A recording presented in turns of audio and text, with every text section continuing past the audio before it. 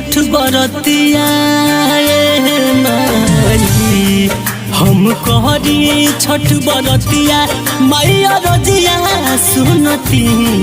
हम कहरी छठ बरतिया मैया रजिया सुनती आज रोवे ले बझनिया एगो बेटा दिहती बस रोवे ले बझनिया एगो बेटा दिहती।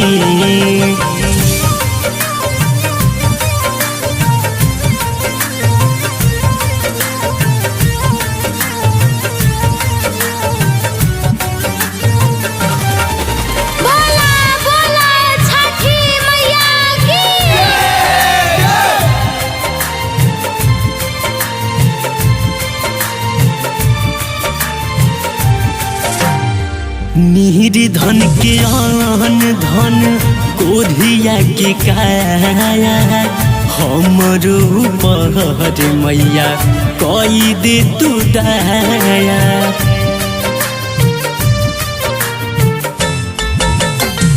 सासू जी न बोलस कहस हम के भागिनी बड़ की गोतनिया ताना हमारी कहस बाजे जिंदगी होइत बुझियार जब रौआ चाहती जिंदगी होइत बुझियार जब रौआ चाहती आज रोवे ले बझनिया एगो बेटा दिहती बस रोवे ले बझनिया एगो बेटा दिहती।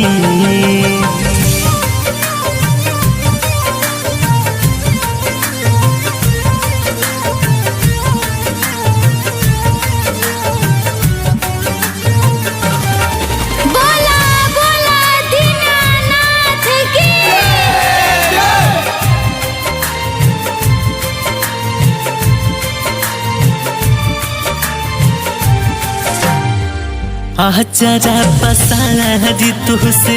मांगी लाई माई गिरल या भागी रउआ शरण में आई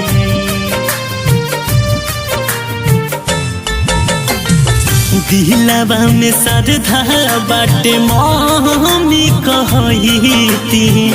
दीह तू ये छठी मैया बबुआ खेलती राहुल अजय बारे घटिया पदिया न बाती बिकु संतोष बारे घटिया पदिया न बाती आज रोवे ले बझनिया एगो बेटा दिहती बस रोवे ले बझनिया एगो बेटा खाती।